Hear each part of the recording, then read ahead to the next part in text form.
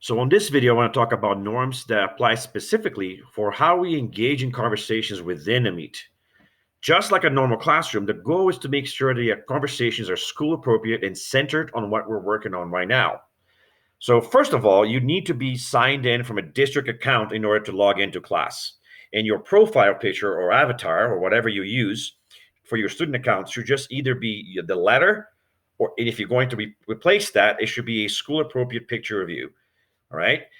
So no kind of gifts or anything distracting, either the letter or an actual picture of you, like would be like that you'll be okay with being on a yearbook. I shouldn't say that because students can be okay with a lot of things. I meant like a professional picture of you, right?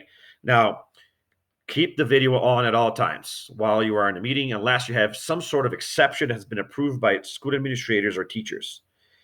You must stay muted unless you are talking. A quick way to do that is to use Control D.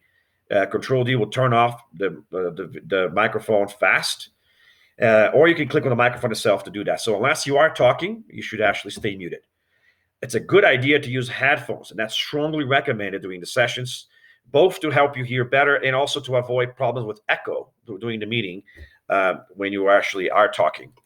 Then make sure there's only one speaker at a time so that everybody can hear each other. And often to do this, the teacher acts as a mediator, and he will acknowledge people and say, okay, Mike, now your turn to speak. So wait until you are acknowledged by the teacher before you're talking. Don't just jump in.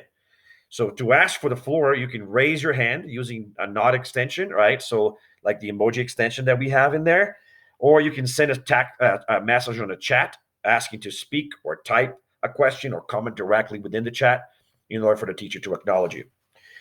Speaking of the chat, use that chat function appropriately, especially during the instruction. It shouldn't be a distraction. The feature should be reserved for important questions and comments which directly relate to what is happening in class. Try to have others focused by refraining to have side conversations in the chat when people are supposed to be focusing on what is actually happening. But it is a great place to park questions. So your teacher's talking, and oh my gosh, I want to ask about that. The chat is a great place to do exactly that.